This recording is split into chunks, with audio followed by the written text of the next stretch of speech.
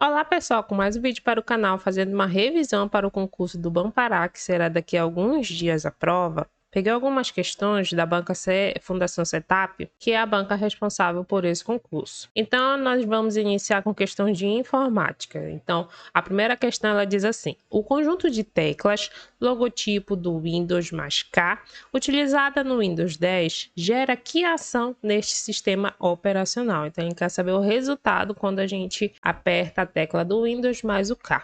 Letra A, abre a área de preferência? Não, porque ele é um recurso que copia e recorta e cola conteúdos em diferentes aplicações. Logo, seu atalho é totalmente diferente do W ou do Windows mais o K. E sim, é utilizado o Windows mais V. Então, já seria a alternativa incorreta. Letra B. Minimiza todas as janelas, independente de quantas janelas estejam maximizadas.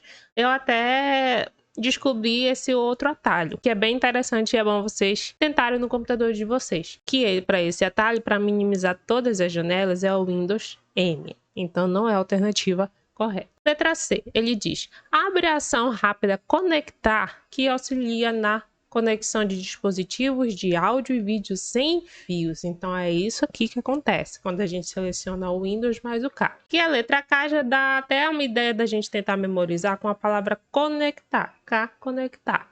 Então é isso que acontece. Ele abre essa opção aqui para a gente conectar os dispositivos de áudio e vídeo sem fio. Letra D, abre um menu link rápido. Para esse tipo de informação, a gente tem que selecionar a tecla Windows mais X. A outra questão, que é de informática, ele diz assim: a tabela a seguir foi criada em um texto elaborado no Word 2010. Queria essa tabelinha aqui, que tem descrição, copo de 50 ml, 180, 200, 300.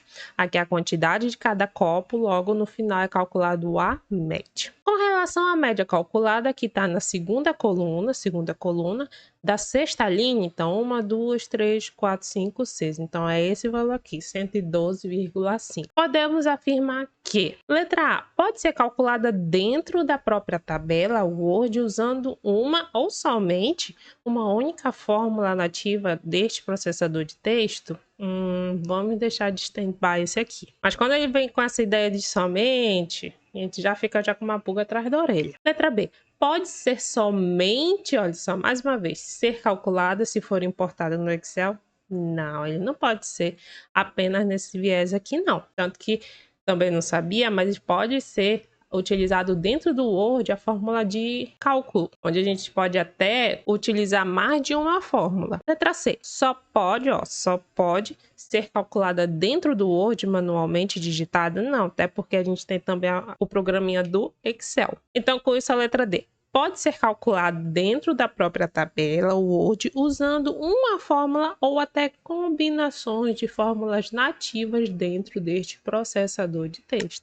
É isso mesmo. Quando a gente olha lá, tem a opção escrito mais ou menos assim, FX, que é a parte que permite colocar fórmulas ou até cálculo dentro do Word. Então, para quem pensava que era só o Excel que faz essa parte aí, não.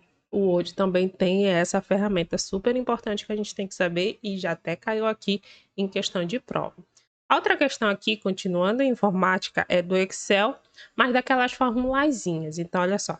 Nessa questão aqui, ele deu essa tabelinha no Excel. Tem a coluna, lembrando que colunas são verticais e as linhas são horizontais. E nessa tabelinha a gente tem aqui o modelo e cilindrada centímetros cúbicos. Aí tem calculado, verificado aqui o maior, o menor, a média. E aí na pergunta ele vem dizendo aqui, na célula B10, procurando B10, ó, B10, bem aqui, ó. Foi digitada a seguinte fórmula: igual conte C entre aonde o B2 até, olha só, tem esses dois pontinhos, B6, ponto e vírgula, onde seja maior que B9. Qual resultado será apresentado nessa célula B10? Então, essa fórmula do conte C, ele conta o número de células que atendem o critério. Tá bem aqui escrito. Conta o número de células que atendem a um critério. Mas qual é esse critério? Onde ele seja maior que o B9. E qual é a informação do B9? B9, média, olha só.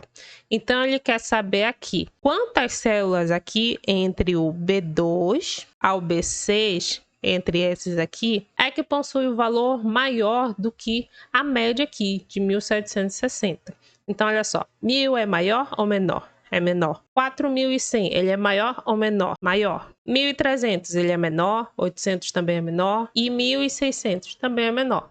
Logo, a gente encontra que apenas em uma célula é que possui o resultado dessa fórmula, conte C, pois é apenas em uma célula que tem esse critério aqui atendido. Mais uma questão de informática, ele diz assim: um funcionário público municipal recebe um e-mail que não estava esperando, contendo anexos e links de um remetente não reconhecido. Qual a atitude correta a ser tomada com base nos conceitos de boas práticas de procedimentos na internet? Letra A. Baixar os anexos e abri-los para verificar os conteúdos nestes? Não, é porque você vai estar colocando em perigo todas as informações que estão atreladas naquele teu computador. Letra B. Ignorar os e-mails dos remetentes desconhecidos, principalmente se contiverem anexos e links. Justamente isso é o que diz as boas práticas de procedimentos na internet. Letra C. Encaminhar este e-mail para o maior número de colegas. Não, até porque se, por exemplo, esse e-mail tiver vírus, alguma coisa do tipo, você vai contaminar todos esses contatos aqui. Então, vai sair todo mundo perdendo. Letra D. Clicar imediatamente? Não. Nos links fornecidos pelo e-mail do modo a verificar a autenticidade deste? Não. E essa letra dela está parecida com essa letra A, onde isso não é condizente com as boas práticas de uso na internet. E mais uma questão aqui falando da Lei Geral de Proteção de Dados, que ultimamente tem caído bastante nas provas, nos concursos públicos em gerais. Então aqui é uma questão de conceitos que ele traz na lei, onde aqui na questão ele pede para correlacionar as informações da coluna A com a coluna B. Dado pessoal, dado anonimizado e controlador. Nesse primeiro item aqui ele diz o quê? Dado relativo ao titular que não possa ser identificado. Então, se ele não pode ser identificado, ele pode ser um dado anonimizado, considerando a utilização de meios técnicos razoáveis e disponíveis na ocasião do seu tratamento. Então, com isso a gente verifica aqui que isso está relacionado ao dado anonimizado, porque ele sofre essas alterações de acordo com os meios técnicos razoáveis e permite que não seja identificado o dado. O item 2 aqui. Informação relacionada à pessoa natural, identificada ou identificável. Seria aqui, seria o dado pessoal. Então, com isso, o que sobra aqui? O item 3, que é a controlador, que é a pessoa natural ou pode ser pessoa jurídica de direito público ou privado a quem competem as decisões referentes ao tratamento de dados pessoais. Lembrando que ele sempre relaciona com esse dado do controlador com o operador, então é por isso que a gente tem que saber a diferença entre os dois. Então, diante disso, a alternativa correta é a letra B, que condiz com a ordem 2, 1, 3. Mais uma questão dessa lei, que ele diz assim: o tratamento de dados pessoais sensíveis poderá ocorrer sem fornecimento do consentimento do titular, nas hipóteses em que for indispensável para... Bom, falando sobre isso, eu trouxe aqui o texto do artigo 11 da lei, que ele fala que o tratamento de dados pessoais sensíveis somente poderá ocorrer se um fornecimento de consentimento do titular, nas hipóteses em que for indispensável para. Então, quais são essas hipóteses que são indispensáveis? Letra A. Cumprimento de obrigação legal ou regulatória pelo controlador. A gente acabou de ver quem é o controlador na questão anterior. Letra B. Tratamento compartilhado de dados necessários à execução. Por quem? Pela administração pública, de políticas públicas previstas em lei ou regulamentos. Letra C. Realização de estudos por órgãos de pesquisa, garantida, sempre que é possível, a anonimização dos dados pessoais sensíveis. Letra D. Exercício regular de direitos, inclusive contrato e em processo judicial, administrativo e arbitral. Letra E. Proteção da vida ou incolumidade física do titular ou de terceiro. Letra F. Tutela da saúde, exclusivamente procedimento realizado por profissionais de saúde, serviços de saúde ou autoridade sanitária. Letra G.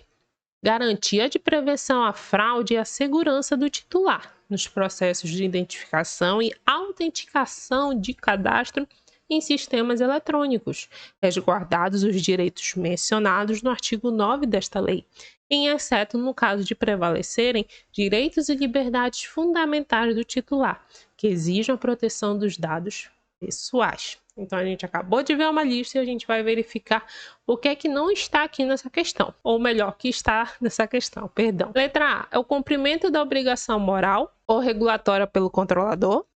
Não. A letra B, ele diz o quê? Proteção de vida, ou da incolumidade física do titular ou de terceiro. Sim, a gente acabou de verificar. Com isso, a gente verifica que a letra C, que é tratamento exclusivo de dados necessários à execução pela administração pública de políticas públicas previstas em leis ou regulamentos, e a letra D, realização de estudos por órgãos de pesquisa garantida sempre que possível a identificação dos dados pessoais sensíveis?